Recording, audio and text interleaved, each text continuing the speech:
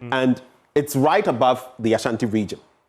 That is how dicey this region could be. So in 2020, they lost here and won the election.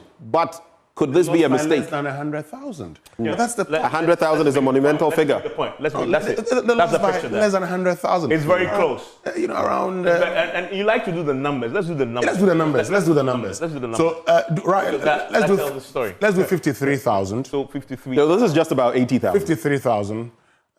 53,179. 179. Then 26,000 minus 26,489. Say that again. 26,000. 26. Yes. 489. 489. Zero. So let's start. Let's start.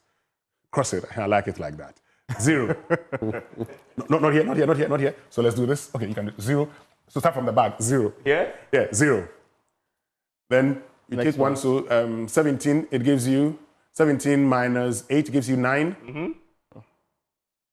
No, 17 minus 8, yes, 9. Then it comes to this place. You borrow 1 here, so it goes in there. That's 6.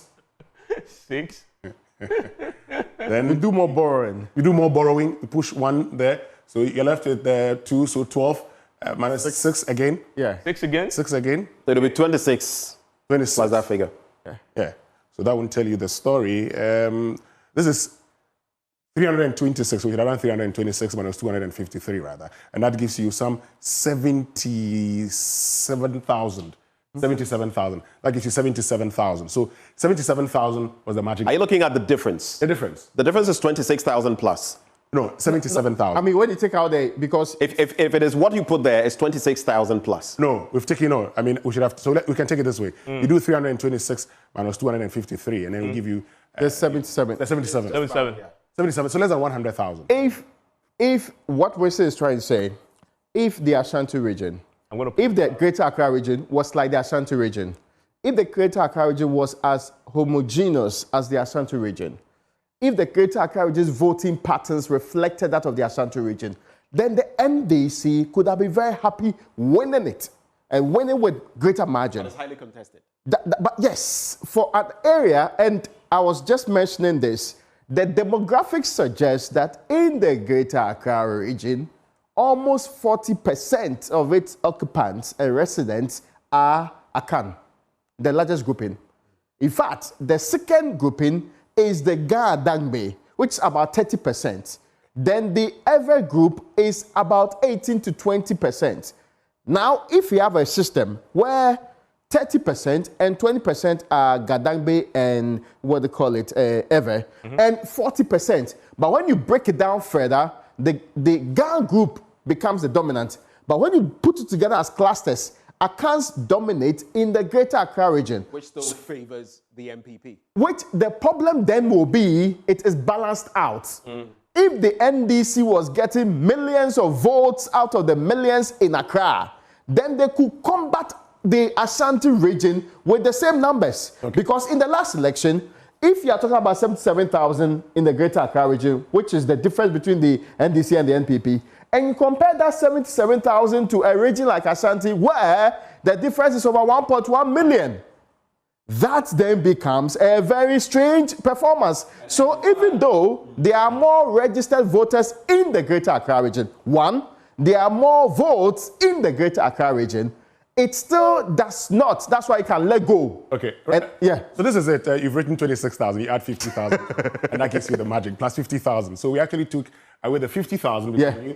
That was once you're looking at 250 plus 300. You take away the 50, then you get into it. So it gives you what, 76,690. So if you add 50,000 to it, that makes it 76,790. So at the bottom line, it was close. It was close. So that's the point. Once it is close, and Raymond has made the point.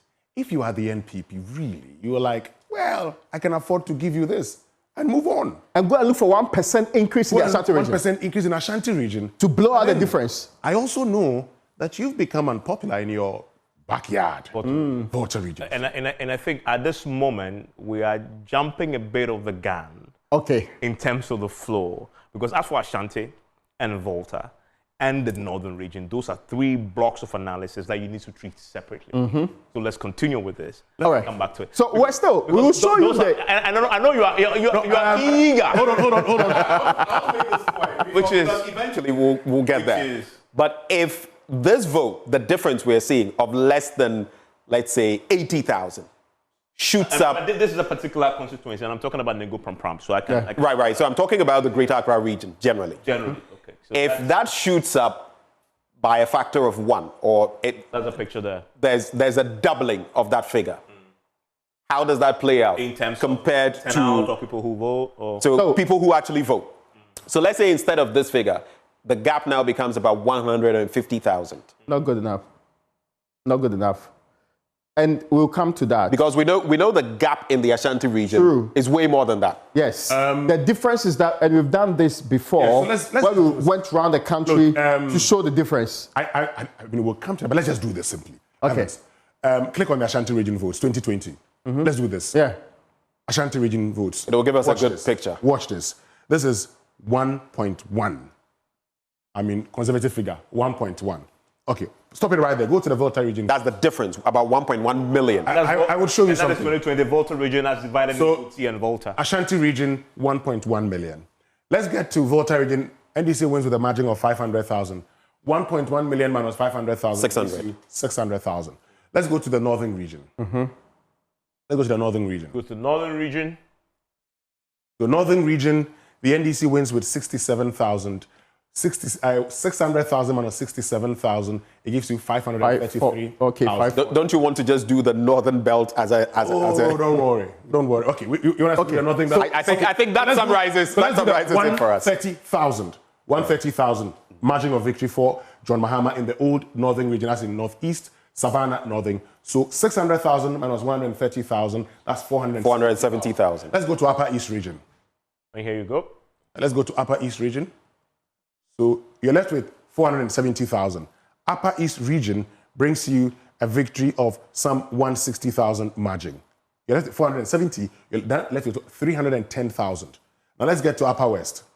And that is Upper West. Upper West. Upper West also gives you a margin of some 117. Minus 310, you're left with some 190,000 thereabout. Watch this carefully. The NP. We are exhausting the NDC areas. Then let's come to Greater Accra. You have 190,000. So Greater Accra, 76,000. You're left with 100 and, about 190. So 120 something.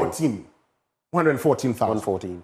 So the NPP is used Ashanti region votes alone To counter all of these. to counter Greater Accra, North Volta. Upper East, Upper West, Savannah, Northern, Volta. But that brings me, Winston, that brings me right back to my question. I asked you if Greater Accra were doubled. Give me a second. They take this. You mean to cancel that? Yes. Which one else?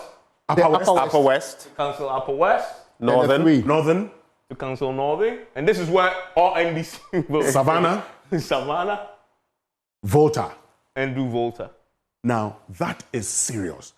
Then, the NPP, and they even cancel Greater Accra. They can actually even cancel Greater Accra. They're then left with Eastern region. So go and look at the margin of victory in the Eastern region.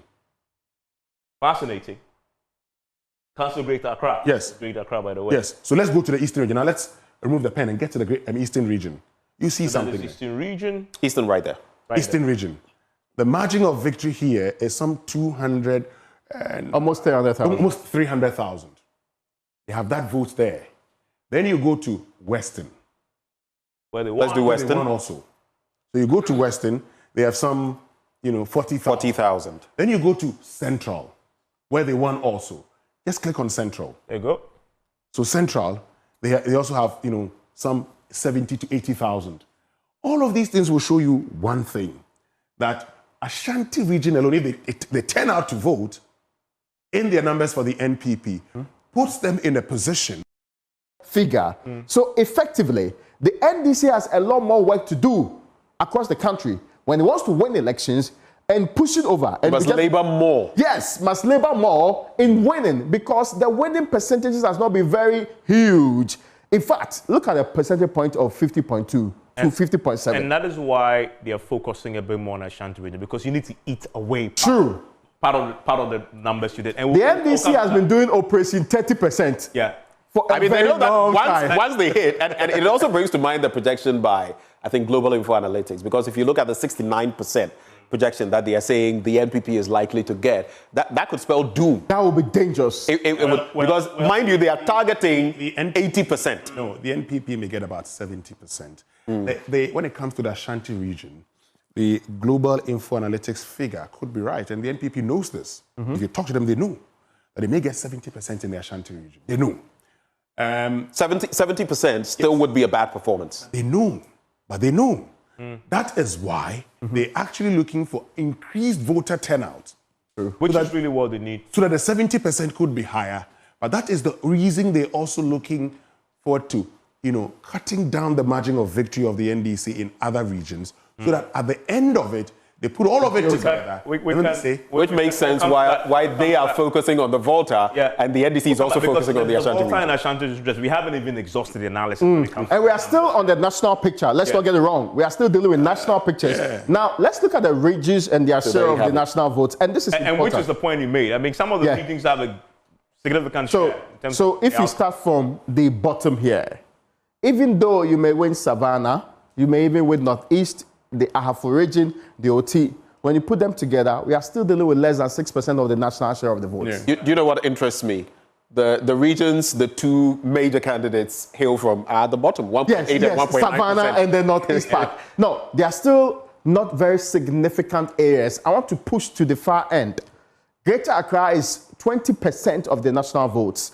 Now, the Ashanti region is 18%. We just talk about how Greater Accra is split almost in the middle. And the Ashanti region is tilted largely towards the NPP. So having a stronghold, being in an area where a larger share of votes coming from is very useful under the circumstance. Political parties know this. So sometimes what they do is they take up the first turn, Eastern, Central, and again, the point I've been making is that look at the top 5, or let me even take top 6 contributors to the national vote. Greater Accra, Ashanti, Eastern, Central, and the Northern region. 3 out of these 2 are for the NPP in the last election. 10 to vote for them, yes. That's the interesting part. And that's problematic. That is problematic for the NDC. It's here. So, You're talking about here? Yes. You're talking about Eastern? Eastern, Ashanti, and Central.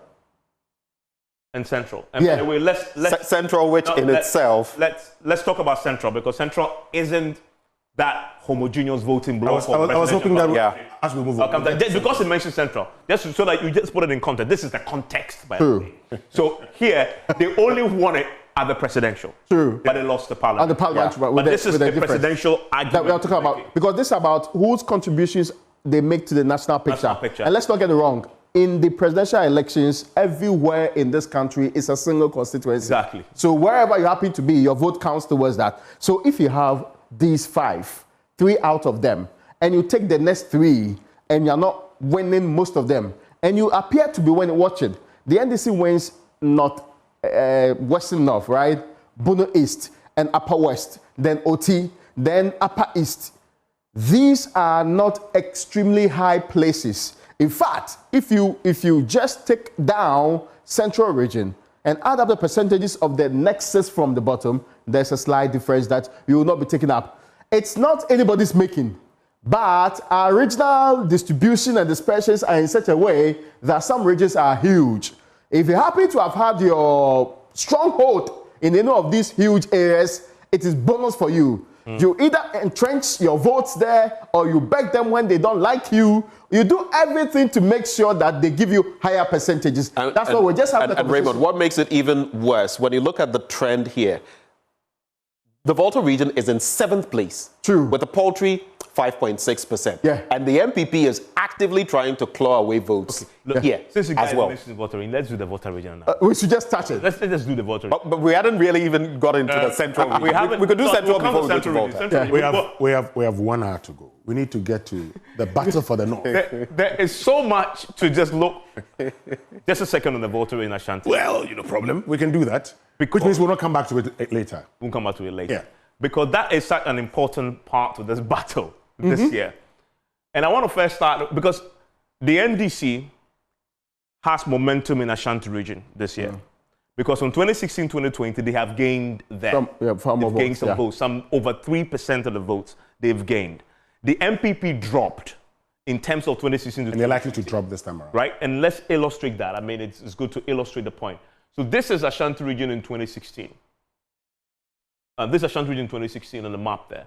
And if you look at it, they had 76% there in 2016. If you come to 2020, they then have 72%. But hold on. Go back, let's do something. Right. Go back to 2016. 2016. Okay. Let's look at the margin of victory. Let's write it. It buttresses a point that I've been trying to make. 640. Evans, bring the pen. Let's start. Let's go. I mean, this one is simple, isn't it? Oh, don't worry. is. 640. 640. 694. Let me clean this. Right away. Yes. I like it when Evans Let me writes. increase it a bit. Go again. 137. 640. 694. 694. Minus 503.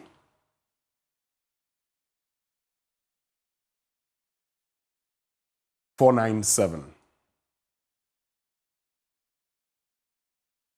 Okay, so borrow one. We start from the bottom. We start from the end there. We start from the end there. So 137,197. oh, good. Add 1 million. So the margin was 1 million. No, that's the full thing. 1 million. 1 million. No, this is not 1 million. 1,137,197. So you just 1.1 add million. one. Yeah. This is it. 1.1 million. And your Okay. point is? Keep this in mind. Keep this in mind. 1,137,000 for short. Let's go to This is Ashanti 2020. region. This is Ashanti region. I want to tell a story. Let's go to 2020. So regardless of the percentage drop, Relax. Gonna go to 2020. Okay, let's go to 2020. And this is Ashanti. Ashanti region. Okay, Then they have the 72%. let's do this. 2.8%. Let's write. Everyone's got a pen. Let's do this again. 795. Young man. 795. 824. 653. 149. And the answer is 1142, Go I ahead. think. 142. Okay. What do you see? You tell us. So, where the NDC, okay, performed, so let's do this. 1 million, yeah. So, where they performed better, where the NPP didn't perform better, they didn't do well in 20, the NPP didn't do so They well. had in lost 2020. about 4 percentage points. They won with a margin of 1,142,000 Even when they're not doing well, even when they had losing. compared to where they did well, where they won with a margin of 1,137,000. And the point is? The point is, sometimes the percentage, once there's an increased voter turnout, the percentage Yeah. may Maybe material. be material, The impact is negligible. negligible. So where the voter turnout is high, you may improve, but the MP also improves. So compared to the previous year, their performance may be better. Winston, that is why- so I guess what you're also saying is that the NDC should count on not just clawing back percentage, but also for the voter turnout as far as the MPP's votes is concerned, to drop. Targeting 1 million votes in Ashanti region. And by the way, talked about years ago. They're talking about percentage terms. They want to do 32%. Well, if- But the trick for the MPP is getting the people out there to vote in their numbers. yes, but this is the other point. And we've seen that move. But you see, And we've that is seen why that when move. Bawumia was there for 20 days, he went there for 20 days, he went back again. He was doing door to door. But you see, this is the other point we're forgetting. Because in the Ashanti, you have Alan Tremanting, Yeah. Nana Kwame Bediako. They're going to get votes. So if the NPP targeting 70, well, they're targeting 85%, which they won't And Winston, get. you've made a point there that calls attention to something else. Whereas we talk about and by the way, in Ashanti region has the highest number of independent candidates at the parliamentary level. Yeah. At that end too. 22. So you have the Alan problem we have to deal with. You have the Cheddar problem you have to deal with. And then you have 22 other independent candidates problem you have to deal with. Whilst you're doing all this, if you go to the Ashanti region, and I call it the Western threat, this whole part of the Ashanti region poses a threat from Ofinso North, and I'm going to reduce this because it's too thick for me. This Ofinso North here, Ofinso South, Ahafua North East, Ahafua North Southwest, Ahafua North, and it ends here, in this part here with Ichumampunia. All have a problem with its potential to flip. Yeah. Because the margins of victory there for the MPP was so small, even in places where they could actually be sketch and blast. Just a second. Because I want to show the point about Ichumampunia. It just tells a story for me. Because the Ichumampunia story is a very interesting one. This is Leonardo's performance there, huge. And I'm talking about parliamentary level, because the parliamentary will play a role. If you talk to the NDC, MPP folks, they're focusing more on the parliamentary. They want to increase its margins at the parliamentary level. They actually have targeted 140 seats. But listen, just pay attention to what we had there in the case of the parliamentary. Look at the margin. Yeah. 3,000. Wow. But here's the problem. Look at the trend. The trends will tell you a bigger story. And this is a Ichumampunia, right? The trends there tells your story. For the very first time, this is a place they always win. They won by less than 50%. I mean, for the first time. It's a seat that could flip. That's my point. That's my point. For the very first time, and this is for me the thing that you need to pay attention to here. If you're an MPP person watching this, this should give you some cause for concern. So the MPP could win the presidential and still lose the seat. Yeah. But here's the dynamic that is changed. Nanado is no longer there. You have a Bawumia factor in the Ashanti region. I don't know how that is going to play out. We spent 20 days there for a reason. Raymond has been doing a lot of analysis in that particular constituency. In Ichumampunia. So we stay with parliamentary. Right. Now, this situation of 49 is likely to worsen. Why? The MPP has a new candidate. Now, they're thinking, Isaac Esiama's time, you can divide the constituency into 6 major blocks, electoral areas and how they vote. A section where Isaac used to come from is a section that consistently were loyal to him. There is the Galamsey section, which And you talk about Galamsey? Yes. Just a second. Because another thing else that our smart work is capable of doing is also to tell us where Galamsey operations happen or where we have Galamsey activities. Let me see if we manage to pick that up in our Galamsey mapping. It's true. Yeah. Yes. And this is our Galamsey map. And this, everywhere you see it, the darker the color, the more Galamsey activities there are. And we map this based on Galamsey communities. And you say that in Ichumampunia, There it is right there. you have at least, and we are not saying this is all, we have at least, let me change the color again, black, that's well here. Yeah. And Winston, let's flip this again to yellow. Yeah. You have 2 towns, you have 2 Galamsey towns. The point I'm making And here these is that 2 towns Galamsey are happens not there. small areas. They are major electoral areas where if the people are peeved that you are fighting Galamsey or you are actually working against them, it goes against him. Now, if you ask Isaac Esiama, how come in those areas the votes against you were actually quite high? He says he was even lucky because he was expecting that they will vote massively against him. I see. Why? Yes, because the thinking was that the people were not happy with MPs like him, were not protecting them from the kind of, not harassment, kind of crackdown that the state was doing along the line. Now, there's another 2 sets of electoral areas, not Galamsey areas, where because of where he comes from, they naturally do not vote for their kind. So that also went up against him. And in those cases, they and actually... just before you move on, Yeah. just to emphasize the point you just made about the Galamsey, and deliberately the reason why we said in building the smart world this year, we need to find a way of making Galamsey stand out in our analysis. Why? Because in the lead up to this year's election, Galamsey has been a major topical issue. And the reason why both parties fight over that, because they say it has an impact on the outcome.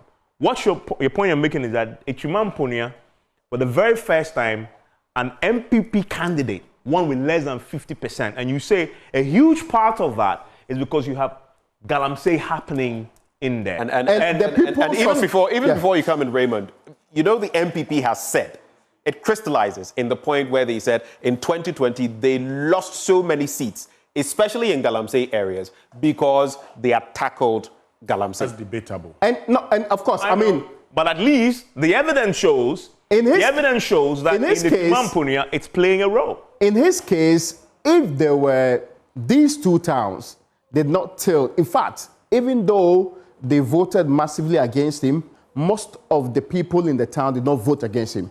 So the percentage that he mostly wins the place by actually reduced. And he was worried about that because it contributed to the difference in the election differences. Now, the dynamics within the constituency is also interesting. Where other electoral areas vote against him because they feel they should have their candidate contesting the election. There was a double whammy against him. So he's in the middle. He wins his usual areas. Then other areas he was expected to win because of Galamsey, he doesn't get as much as he wanted to get. Then on the other side, there is also the natural difficulty with winning because they think they deserve to have their candidate being the person running the place. So if the NDC pulls up a candidate from the area, they get higher votes, which is the interesting dynamic in that particular place.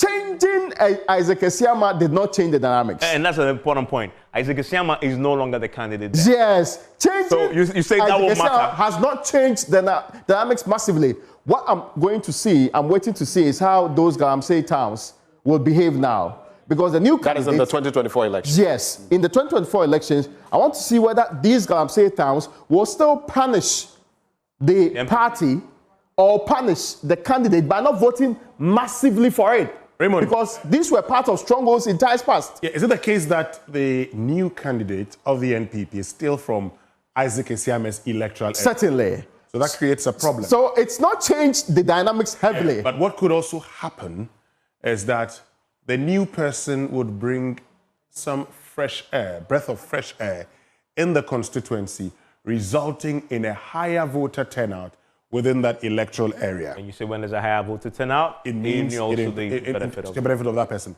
However, and, we've done the analysis previously, and we've said that Isaac Esiama has been in Parliament for 5 terms. Okay, he's been there for a very long time. In fact, he went to Parliament right after leaving school. Remember, as director of research of the NPP, he unseats the incumbent member of Parliament. Then he shows up. And he's been there from 2000. He contested in 2004 at the time, only 29 years, and he's been there till now. So Isaac Esiama himself, after 5 terms, the likelihood of losing is very high. And so this could present another advantage for the NPP, but the trends will show that this is a seat they could lose in the Ashanti. And I said, and I go back to my point about the Western threat. I marked it, and maybe we'll come back, not maybe, we should later, analyze why this whole area here, if you look at it, Winston, and I know you do the numbers a lot, and I include here, this whole area here is a threat for them. Ofinso North is a threat. It is one of those areas. It's one of the areas. I mean, the NPP has lost that Hafano North yes, before. They lost it before. I mean, they lost it when Adia was member of Parliament. You look at Hafano South, Hafano South East, Ofinso North. All that area there. In fact, before are red marks all over it in terms of just a second. The NDC knows this, and they have been pumping a lot of attention in this area here. They want to flip it. And I didn't even extend it to Jurassic to Juma say, please hold already. Because it's already. But this is the point. In fact, the NDC is one Hafano North before. Yeah. When Edia was a member of Parliament, he lost it. When it comes to Ofinso North, you remember that before Dr. Kofi Knedu left, he won it by less than 500 votes. True. So that area in itself, and I think now it's one of the AC team, right? Yes. One of the interesting, we cannot leave out the fact that, and AKD Frimpong has written a lot about settler communities and the impact in the Ashanti region. You have them spread in the marked out areas and how close that is to what they call it, Dumase, and the other areas. In fact, when even you go to the middle of the Ashanti region in Asawase and you do the demographics properly, they reflect some of the areas that we are talking about in this case. Settler communities have not been friends of the NPP, be it in the eastern region or be it in the Ashanti region. Yeah. They have always had enough impact when they are in the right numbers. And again, sometimes, even if you don't select a candidate coming from those areas, you end up losing the election. But that's something that cuts across the country. Because we've seen it, for instance, in the Sefia Kontombra, for instance, where the NPP presented the man they call Chairman Tete, whom at the time when Harold Kobner of the NDC contested as an independent candidate, having lost the primaries of 2015, he flipped the seat and then wins it again in 2020. Of course, we're told it's going to be a bit difficult for him. But in areas where you have a lot of settler communities, even in regions, and look, that's what happens. I'll give you a typical example. Go to Efutu today. Go to Efutu today. And there's Alexander Kwamina Apenyo marking. The reason it's difficult to get him off that seat is that he blends Ewe and Efutu. And that is significant because the Ewes can identify with him and say, oh, we know this man. And the Efutu say, we know this boy. He grew up with us here. He's one of us. Then you get it going. It's the same thing that is likely to pan out in a constituency like the Sojaman constituency. I was almost going to mention that. Gentlemen, we need to take a break. When we return, a bit more analysis on the smart wall combined with the slides. Again, explaining a bit more. We haven't even done a voting region properly. And then we'll do the battle for the North. We're going to isolate these 5 regions that used to be just a matter of Upper East, Upper West, Northern regions that had been now redemarcated. And why that fight is going to be determining a lot tomorrow, because for the first time, you have 2 candidates on the ticket who all hail from that part of the country. You don't want to go anywhere here on The Context on your election headquarters.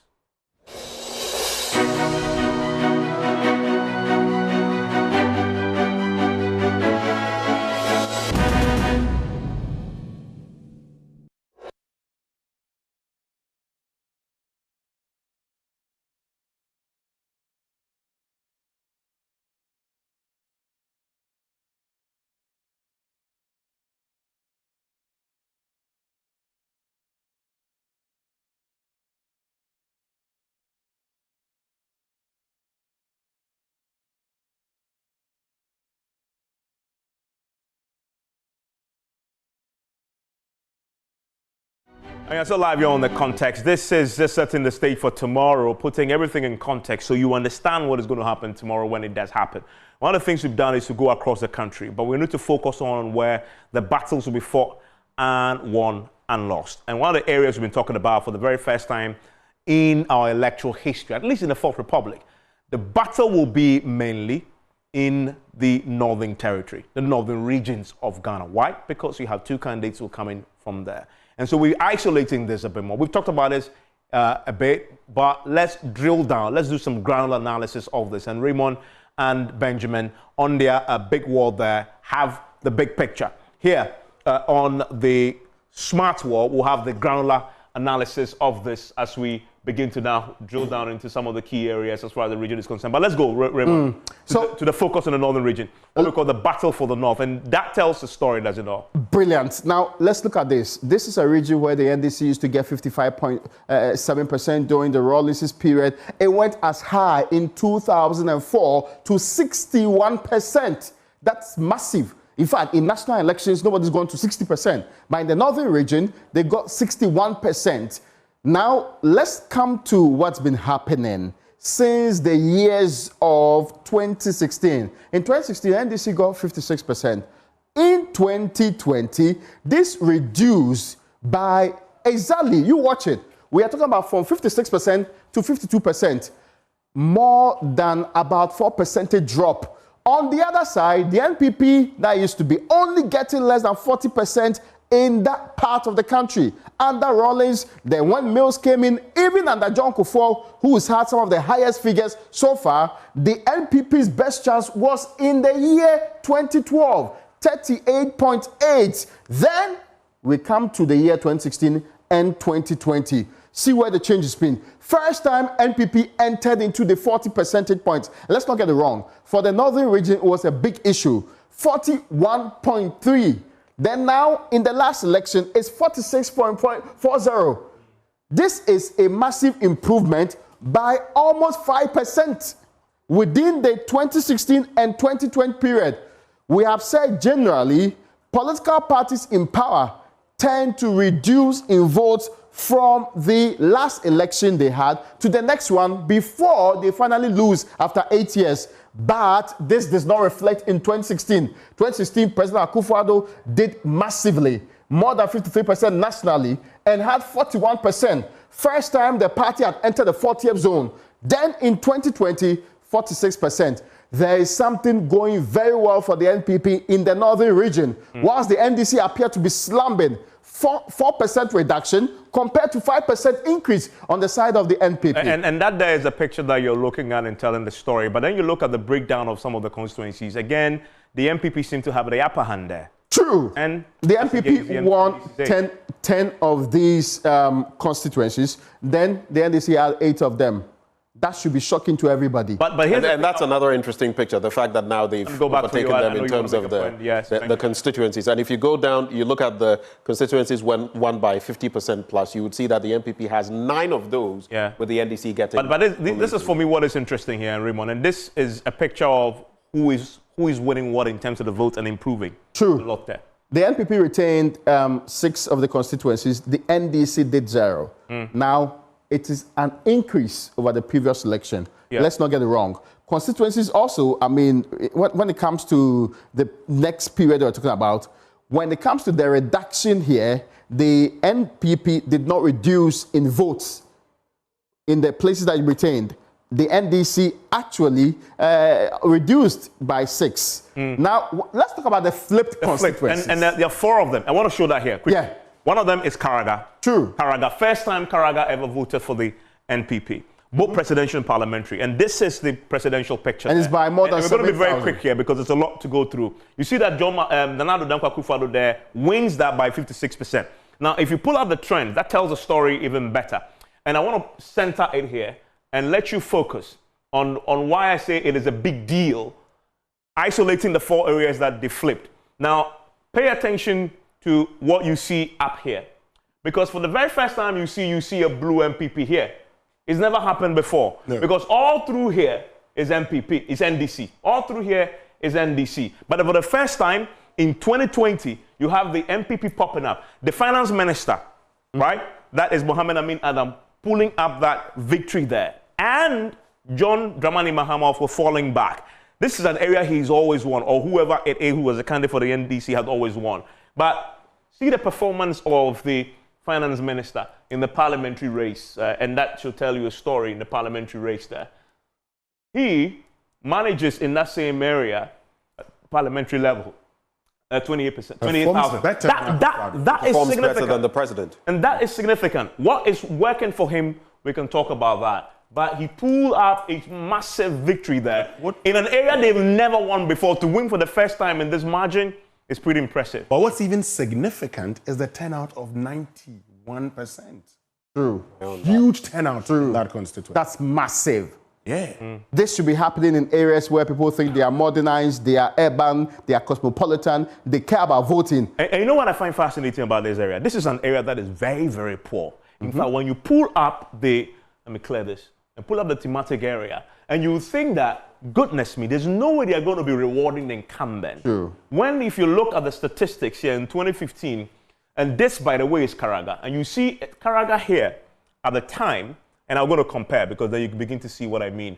In Karaga at the time, it has a darker shade, which has some significant poverty there. But it's even worse when you come to talk about... Actually, Evans, if you look at Karaga here, it's not that bad compared to, but here, then you see that. It's absolutely terrible in terms of its and that's 2021. Shade. And I made a point. The darker the shade, the poorer the community. True. Right? And you look at Karaga from 2015 to 2021, it's darker. And yet, for the first time, in spite of the economic circumstances, they still decide to reward the MPP parliamentary and presidential. Something else is happening there. Is it because of Mohamed Amin Adam? Well, maybe it could also be, maybe election day strategy. Sometimes when people are very poor, you can influence them. I haven't said anybody influenced anybody, but sometimes when people are poor, that's something that you do. And look, let's face it. In this election, we have seen attempts by the NPP, for instance, and its president and the president of the Republic, Akufo-Addo, to actually get parliamentary candidates rewarded with ministerial appointments. And so anybody who went into the election, lost his seat, is no longer a minister. That in itself tells you that you need resources to actually do the We need to move on to the key areas quickly. And let's still focus, this is Northeast. And Northeast is interesting because it is the home region of the flag bearer, the presidential candidate of the New Patriotic Party. And so, this is the picture there. Now, this picture is completely clear. A place where the NPP used to get only 12.4% and sometimes went as low as 11.3%, the NPP now has 51.4%. This is what many have termed the Bawumia magic in the Northeast region. Because during the time of Rawlings, and of course, in the year 2000, when there was change across the country, that watershed moment, the Northeast people did not participate in that. Indeed, they gave the NPP lower votes than they did in 1996. That is from the 12.4% in 1996 to 11% in the year 2000. But there's been a steady rise from 32% in 2004. It moves up. It doesn't drop since the year 2004. Let's not get it wrong. It's consistently rising. 32% to 35% to, and of course, I mean, this is also indicative of the fact that it was before Dr. Bawumia came in that the rise started. Now, 32 to 35 to 45% in the year 2012. Then it moves up to almost 50%. I mean, see, this is 49.4 in 2016. And you look at the quantum of increments, 3, 5, 10%. And let's drill down. It's massive in this area. And there are some constituencies that best illustrate this too. And one of them for me is the Union constituency. Yeah. Since it was created, it has always voted NDC. Since it was created, right? And you have it here. I'm going to use red for the first time. I haven't used red before. I mean, I like red. You have here, and you have here. Since it was created. True. And then for the first time, just like a Karaga situation, he then decides somehow they're going to give an MPP the reward. That, again, you say what? Is Bawumia, the Bawumia effect? Yeah, no, that actually is the Bawumia effect because this is Bawumia. And look, you look at the 2000 figure, you may ask the question, why did NPP get 11%? Because that's where Edward Mahama comes from, the Northeast region. But then once Bawumia shows up on the ticket of a major political party, the NPP, the people began rewarding him until the NPP, won that region in 2016, but then crossed the 50% mark in 2020. The conversation today is that the NPP in that region would want to increase the votes. They're talking about winning 5 or all the 6 constituencies. But I'm just curious, what is the poverty situation in Yo-Yo? But that's the thing, right? And again, when you pull that up, it's actually, again, baffling why the outcome in terms of the elections is what it is. Because if you go to 2015, and this is Yo-Yo, by the way, in terms of the poverty situation there, right? And I'm going to highlight Yo-Yo here. Yeah. So it has a darker shade. I mean, if you look at the poverty index, 54%. So the incidence is high. The severity wasn't as bad at the time, right? But then you come to 2021 and you instantly begin to see Yo-Yo. Much darker. Much darker. But the incidence is 56% and the severity 47%. Much darker, and that's it here. Much darker, everything else has increased. And by the way, Winston, you have severity also going up in that particular part of the country. Before you come in, you note that in 2020, the voting percentage was around 80+%. Yeah. The turnout. Yes, but you see, and so let's do another constituency briefly. Let me take you to overseas, Yagaba-Kubori.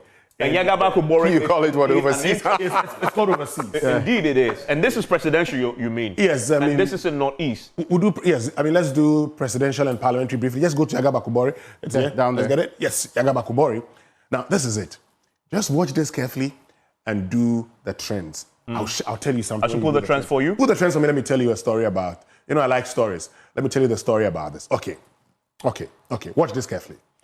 This is Yagaba-Kubori from 2004, NDC. But then in 2012, what happens? The current sports minister, Mustafa Yusuf, wins that seat for the NPP, and then by extension, Akufo-Addo wins. Now, the moment he wins that seat, what happens is that he unseats Mohamed Abdurrauf Tanko. No, Abdurrauf Tanko. Abdurrauf Tanko is actually then made Hajj Board chairman. Yeah. He comes back in 2016 And Wednesday. and wins it. Then Mustafa Yusuf is made NSS boss. Comes back in 2020 and wins it. Your point is? The point is you need funds to win in this area. You need what? Funds. And, As in resources. but also, obviously, it's one of those swing areas. Swing areas, in that part. but it's actually Yeah. the resources. If you But have resources, Money plays a role. And as we wrap up, Winston, and this is Northeast, and it tells you the two areas there. You see the flipping had happened in two areas, right? And we've isolated that for you to look at. And then we go to the focus on Savannah, right? The Savannah region is an interesting one. Again, it shows you the upward trajectory that the MPP is on, whilst the NDC seem to be, on the downward trajectory, Raymond, very briefly. And again, I mean, there's something you should know. Since the year 2012, the 67% that Rawlings gave the NDC has never been attained. They've not been doing very bad. I think they've vertically stabilized. But the problem with elections is that if you're not increasing your votes, you're having a problem. Sometimes because voter population brilliant. changes. It's increasing. And actually, the dynamics are changing in the constituency. If you maintain it, you might be winning, but it means that there's momentum on the side of the people who were losing previously. And it is shown here. Even though between the years 2012 and 2016, there was a slight drop, the NPP bounced back with 35% in 2020 compared to the NDC having to now come back.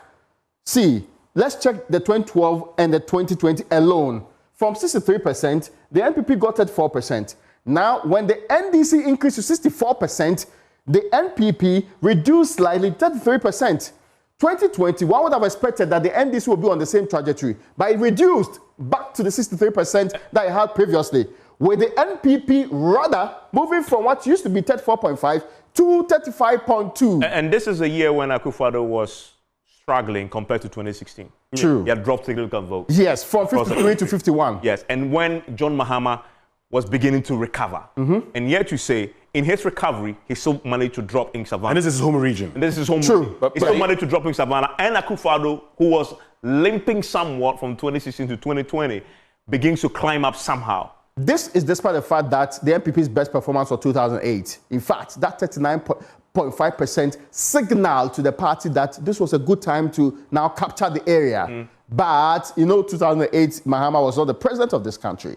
And in 2012, there seemed to have been some recovery on the side of the NDC. Okay, quickly, Benjamin. I know you. But just a quick point. If you look at it, from 96 to 2020, you would see that from 29.6% to 35%, that's basically an increment of about 6 percentage points in between. You look at the NDC, 67 to 63, that's a loss of about 4 percentage points. True. But then if you look at the fact that in 2008, the MPP got almost 40%. And now it's been clawed back to 35%, which means they've lost 5 percentage points in between. It still creates some gap that they have to cover, especially as you look at the 4 percentage point loss here by the NDC. NPP may not cover that gap because that's John Mahama's home region. True. Yeah. And as the votes trickle in, will tell you, you begin to see and would also ask the question whether other factors may influence this. That's something we'll talk about. But what is of interest to me is that if you go back to the Northeast region very briefly, you notice that when it comes to the Parliamentary, it's 3 apiece. Yes. Split there. Yeah. While here, the picture is different. That's the difference, at least comparatively. And just to make the point about, and this is Savannah in terms of the breakdown there, and then you go to Upper East, where the NDC is dominant. Yes. True. And you see that there. And we're obviously taking votes away from the MPP. And this is, again, what NDC wants to repeat tomorrow. ASIPO vote. Or even improve. Or improve. They want to repeat, not stand still, improve. 63% from 60.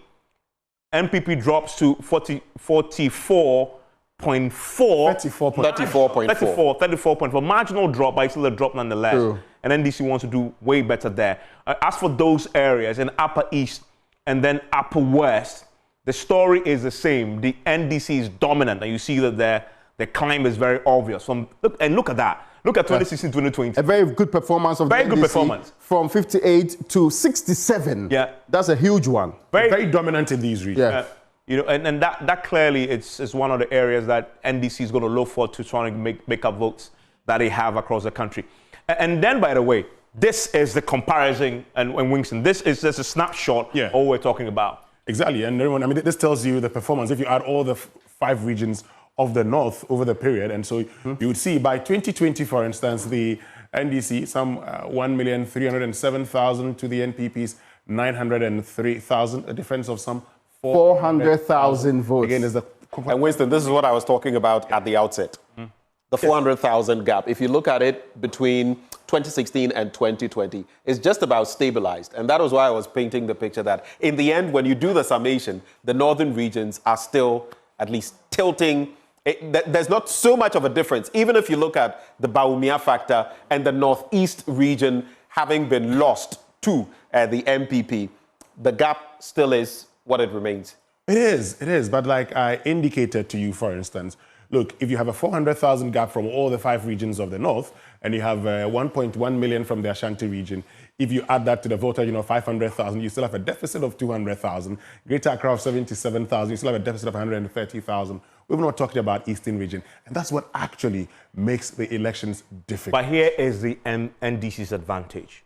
Out of the 33 and the presidential level, out of the 33 constituencies that flipped, if you say swung from one party to the next in 2016 to 2020, 20 of them was in the favor of the NDC. In other words, NDC took 20 of those constituencies from the NPP. NPP only managed to take 13 from the NDC. So we need to make this point. Going into tomorrow, the NDC has the momentum from 2016 to 2020. True. John Mahama dropped votes in 2016. He never happened before in terms of the historic drop. But from then to 2020, he began to recover. True. Going into election, momentums matter. It has momentum in Ashanti, right? But you've made a point about... Backed up by the Alan Cheddar factor. Exactly. But here's the thing, though. NPP has momentum in Volta. Indeed. And that, for me, is the danger.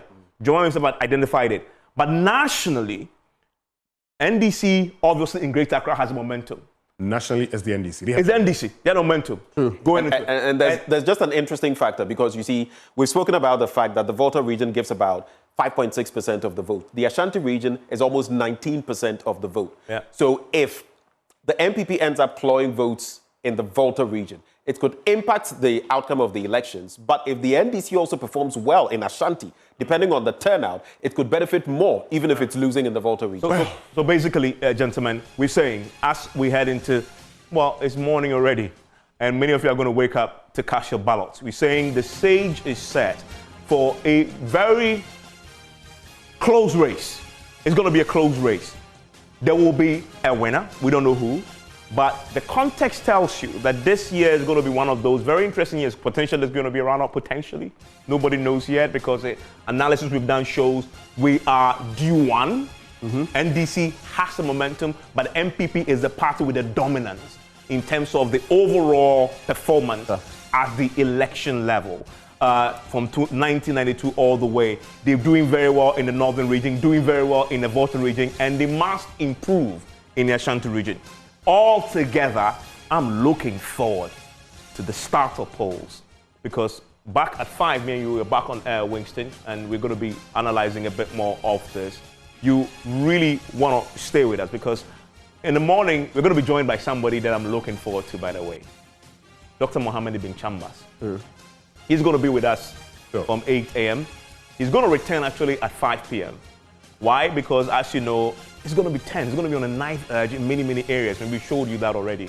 So he's going to be with us. We're going to be talking about what to do, what not to do, his own contribution. When was the last time you had him on television? Well, it's been a while. It's been a very long time. I haven't. I mean, but he's going to be here live. Yeah. I'm interested in what he thinks about his former constituency. Bimbila. Yes. Now has become an NPP stronghold. Yes.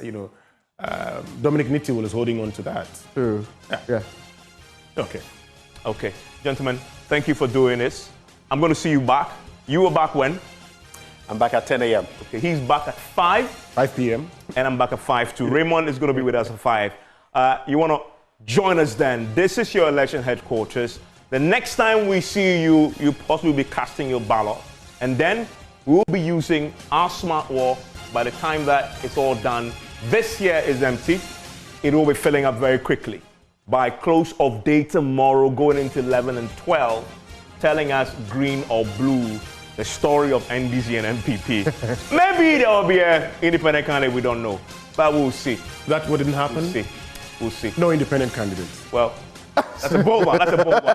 Enjoy the rest of your morning and see you at the polls.